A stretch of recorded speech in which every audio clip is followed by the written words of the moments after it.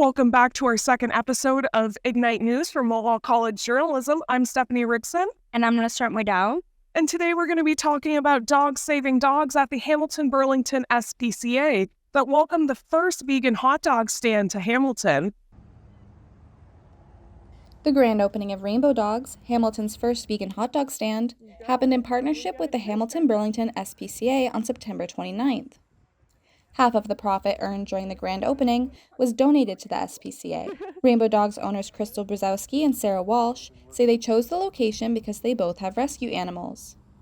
As for the reason they opened a vegan hot dog stand, Brzezowski says she was inspired by another business. I've been vegan for about 6 years now, and I had a really good vegan street dog in Toronto, and then I didn't even know those existed. And so then afterwards I was really craving one, and I assumed there'd be one in Hamilton because there's such a big vegan scene, but there wasn't. And we're like, yeah, that'd be one to try and make on our own. Yeah, fill a gap. Customers could choose between menu items such as hot dogs with a variety of topping options, popcorn, and canned pop. Because the grand opening was held at the SPCA, customers also had an opportunity to check out animals in need of adoption. Michelle McNabb, Director of Digital Communications at the SPCA, says events that help the animals are always appreciated. Absolutely. It's an amazing partnership. We always love when community programs can come and join together with us, ones that are also for a good cause. This is a plant-based product, which we always love to support. And of course, proceeds are coming back to the animals, which is amazing. So they'll go right back into caring for them. Rainbow Dog's next pop-up will be held at the St. Catharines Halloween Night Market on October 21st. For Mohawk College Journalism, I'm Jamie Byers. From Steel City to Art Town. These are some local creative stories our local journalism students have covered. The Art Gallery of Hamilton hosted an event celebrating 50 years of hip-hop during the week of the Art Festival. This event was free to the public so that anyone can come and learn about the culture of hip-hop. Small businesses set up booths all around the gallery with items available to purchase. This market included many booths that sold items like jewelry, soaps, clothing, and home decor. Yaga My Locks is one of the small businesses that set up, and owner Letitia Thomas talks about what it is that she is selling. All right, so my name is Letitia. I'm the owner, me and my husband, of Yaga My Locks and Dreadhead Care.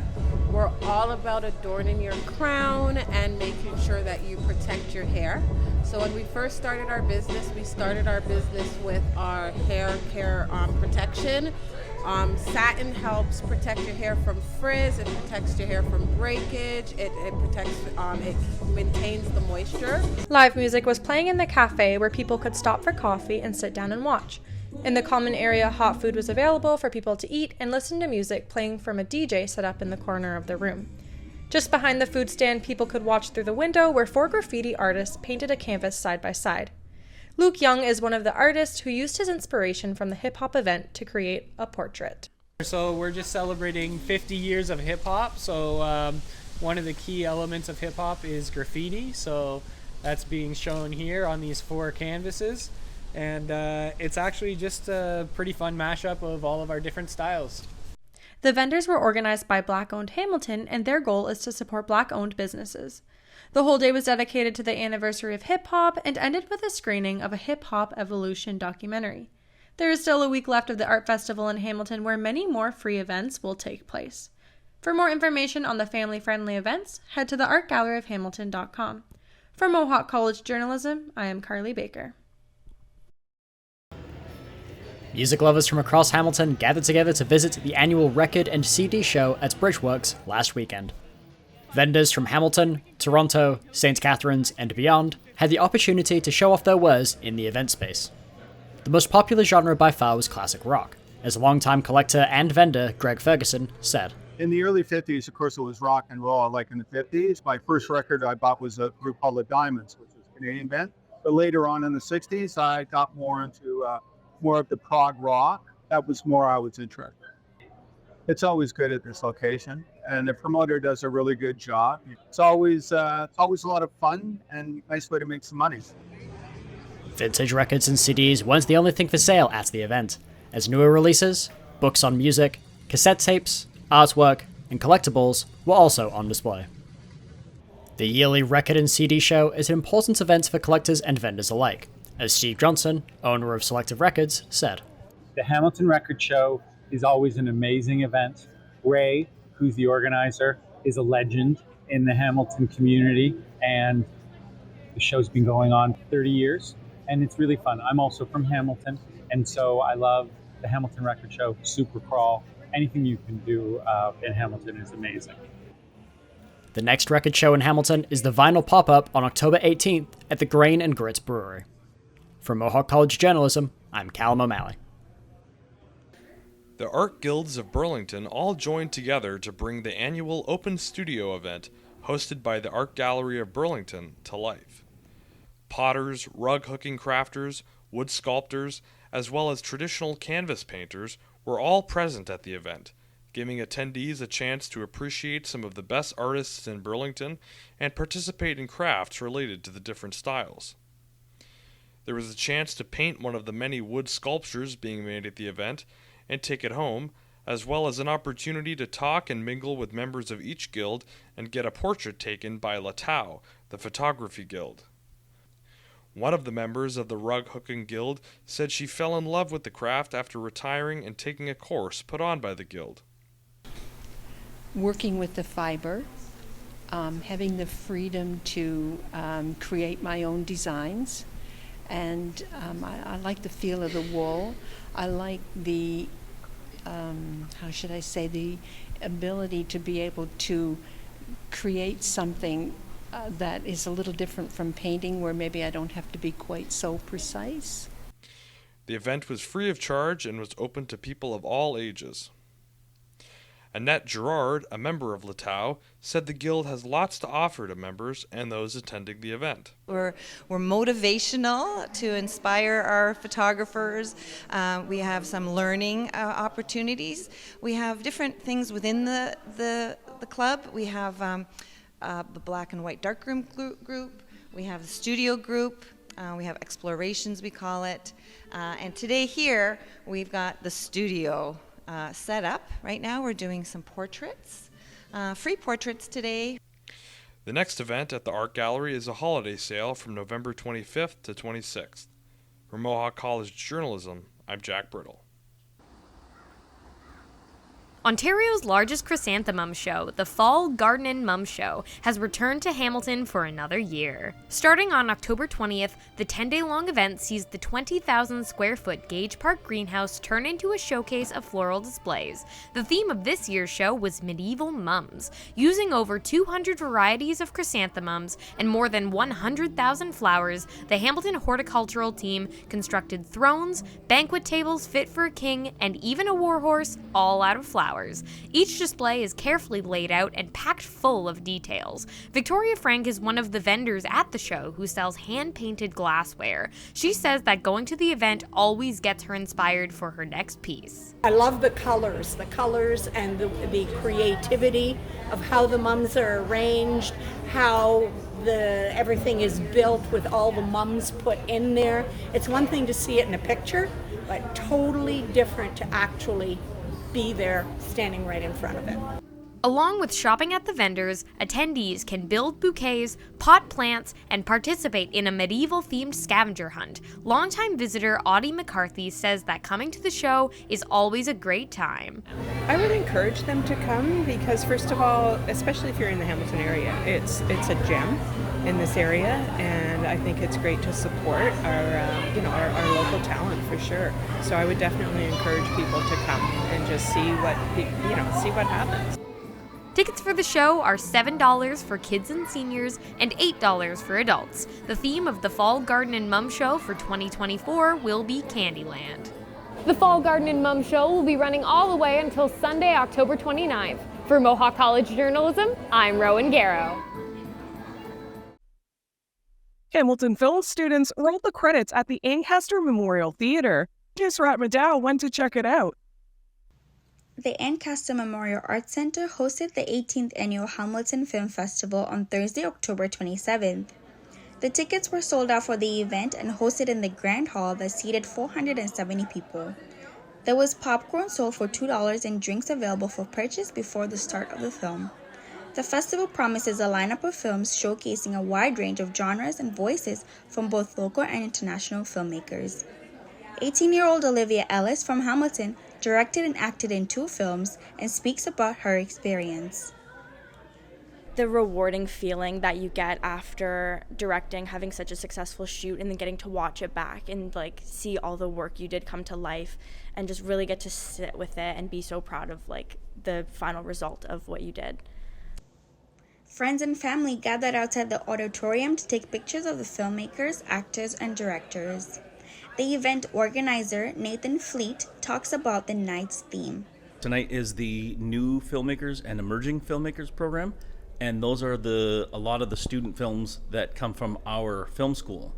So we do a script to screen program where they write, they learn all the equipment, they learn to act in it, so they produce everything, and then we tell them it's not over once it's edited. You have to present the movie. People headed in the hall for the showing to begin at 7 p.m. The film festival runs until October 29th, and tickets are available on www.hamiltonfilmfestival.com. For Mohawk College Journalism, I'm Nusrat Mudao. This Halloween, Mohawk College students went to check out this spectacular event. Maddie Moses and Stephanie Ripson have the chilling tale.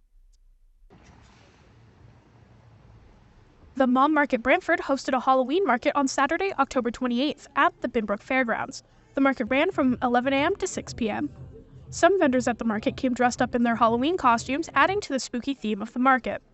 The Halloween market gave small businesses a chance to show off their products and connect with buyers in person, as Jessica Tenbrink, event organizer and owner of Wisdom and Grace, said. So for me, it's just like kind of getting our name out there, meeting the community. We just moved to Caledonia, so being here in Binbrook, it just helps us like really expand the people that know about our business. We do the social media stuff and everything, but you just can't beat like that face-to-face interaction. And Melissa Mercer, owner of Covered in Crystals, agreed. So I've been making my own crafts for a while now. Honestly, a market like this just A, gets my name out there, and B, it lets me talk to people like you and really make these kind of connections. Online is one thing when you're selling online, but when you get to meet these people in person and actually make that connection and say hi and let them try it on, it really does wonders for any sort of crafter. The Halloween market had homemade candles, soaps, bath products, sweaters, tote bags, jewelry, and more. Visitors could also buy freeze-dried candy, chocolate-covered pretzels, mini cheesecakes, and Halloween-themed chocolate-covered strawberries. The Mall Market Brantford will be hosting another holiday-themed market on November 4th at the Caledonia Fairgrounds. For Mohawk College Journalism, I'm Maddie Moses.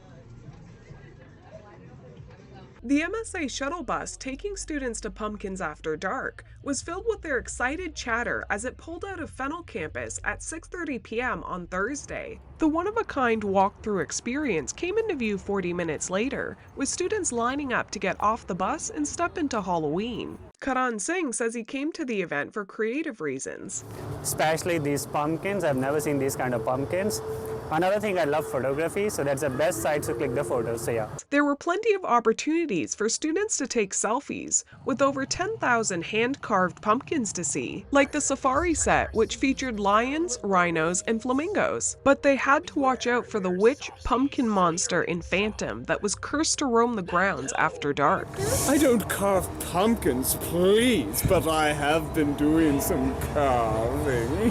Oh my gosh! Students could buy tickets leading up to the event for $10 per person at their MSA service desk. If you want to celebrate Spooky Month with the MSA, check out their events calendar at mohawkstudents.ca. For Mohawk College Journalism, I'm Stephanie Ripson. In this documentary, Mohawk College Journalism students explore the housing crisis within Hamilton and discover that Mohawk students consider themselves lucky to have a roof over their head.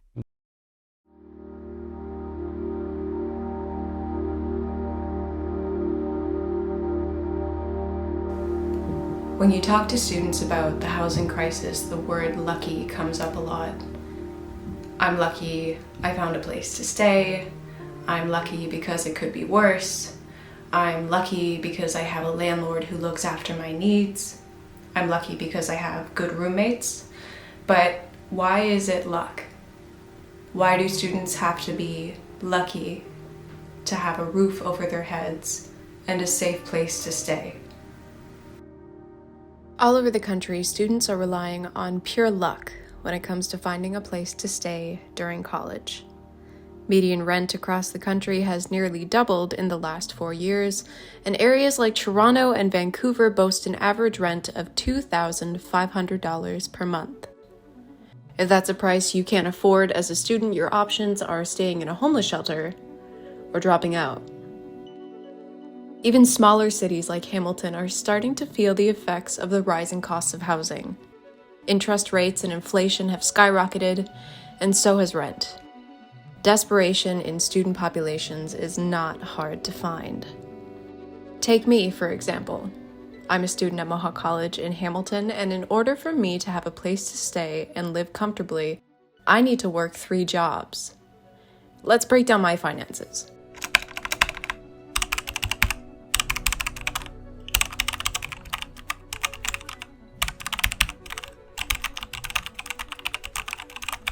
After all of my essentials are paid off, I'm left with around $1,130. That's not bad, but compare that to the median student's income, you'd have to live without a lot of stuff. Typically in your first year of school, you're able to stay in a student residence on campus, but that's only for your first year. And I know at Mohawk College in particular, they want around $10,000 per school year. They want most of that up front. But not everybody has that kind of money laying around. So you're stuck looking in the rental market, where you can share a house with 6 to sometimes 15 other people for around $800 per month, or you can rent an apartment for an average price of $1,700 per month. That's if you're lucky. Because sometimes looking for an apartment when you're a student sounds like this. Hi there, I just had a quick question for you. Yes. Do you rent to students? No. Last year, one of my classmates couldn't find a place to stay in Hamilton. She spent 12 hours a week commuting from Bruce County, ruining her physical and mental health. She left the program after a suicide attempt. Commuting 12 hours a week, you run out of hours and you stop being able to function as a human being. Everything I had been doing caught up to me, and it ended up putting me in the hospital.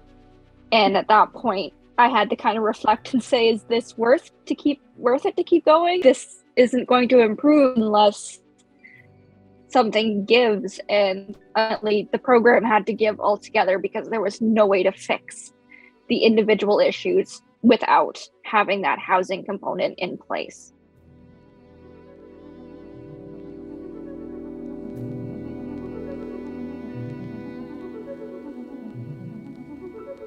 Talked to professors, I talked to student success advisor. I basically got damn that sucks from 90% of those sources.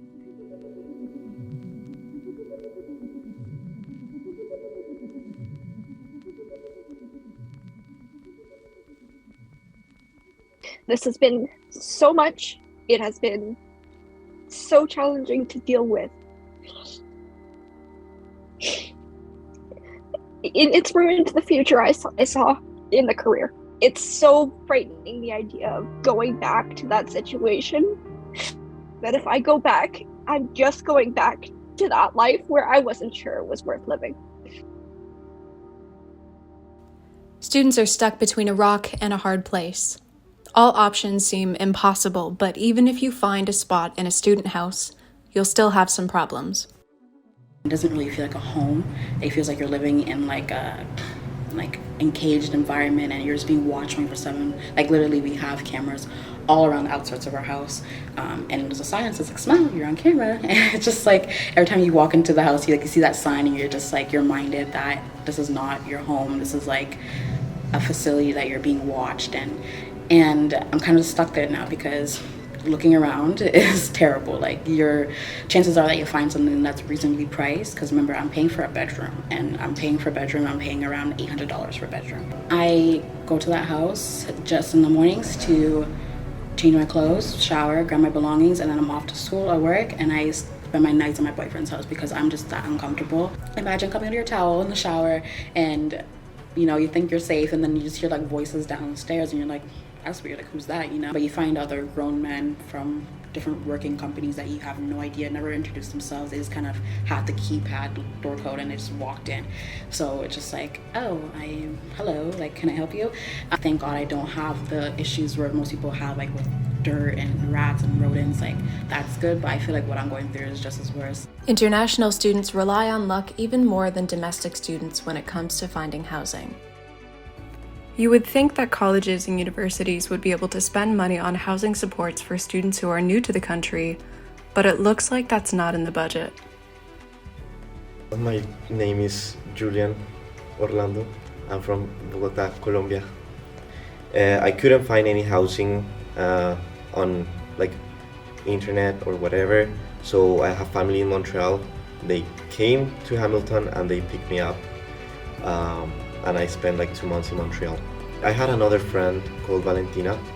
She's from Colombia too, and I met her online in like the English program before taking the journalism program. And she was like moving to a new house, and she told me there was like a spare room, and I was, yeah, I will take it.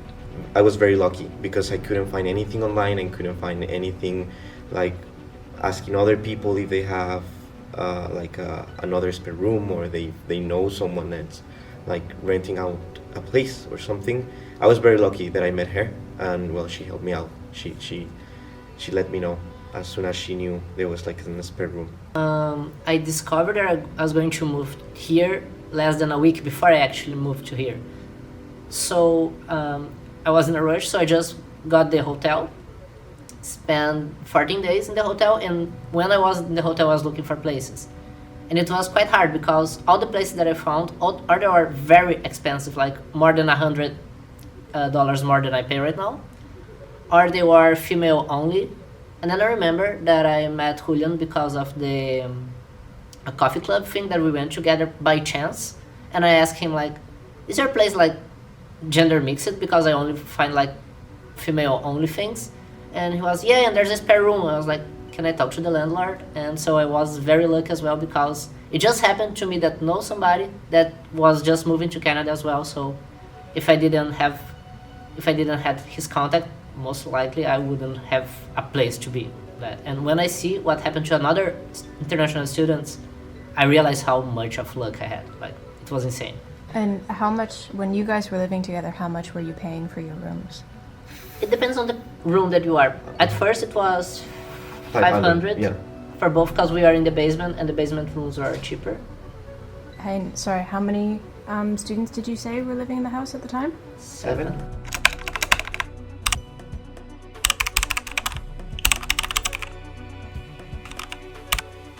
It's no secret that being a landlord at the end of the day is about profit. But in order to fully understand how they work, how profitable they are, and how landlords really think of student tenants, we needed to talk to one. The nice thing with student rentals is, there's more money in it than there is a single family. A single family, if you can make a couple $100 profit a month, you're okay. Student rentals, there's a bit more than that. So I would think that when I started doing student rentals, if you had a 5 or 6 bedroom house, you could pull in, $2,400 a month rent. Mm-hmm. At that same time, if I wanted to rent that house to a single family, I would be looking at maybe getting $1,200 to $1,300 a month rent. Yeah. Now we're in a situation where if I was to charge even like one house, I'm getting $2,825 a month rent. I have to pay the utilities though. Mm-hmm. If I was to rent that house to a single family, I could probably get $2,200 or $2,300 a month for that same house with a detached garage. Yeah. So I'm only getting about $400 a month more, but keep in mind, I'm paying the utilities. On top of paying utilities, I'm also having a turnover probably every year, if not every other year, in which case I go in and I paint a bunch of rooms. I hire cleaners to come in. I spend 2 days there getting the house ready for the next group. Yeah. So if I was to rent to a single family, I'm only losing $100 a month, but I don't have all the headaches, and I don't have the turnover, and I don't have the utility costs, which sometimes could be the cost of utilities now sometimes exceeds $400 a month. Yeah. So it used to be much more lucrative to have students. It's almost got to a tipping point where it's not. So I don't know if that's maybe the problem in Hamilton. I don't know, but I would suggest that maybe the people are starting to say, it's just going to be easier to rent to a single family, and I'm going to make the same amount of money. Yeah. Because if you bought a house 10 or 12 years ago, like I did, your mortgage payments are under $1,000 a month. So you can throw a single family in there and still make, almost $1,000 profit a month off a single family. It used to be 100 or 200 a month you were happy with, but now you could make 1,000. Turns out, even if you get a good landlord who doesn't overcharge for rent and fixes things on time, the mindset is that vulnerable students and where they stay are nothing more than a money-making machine. It's no wonder we're seeing what we're seeing.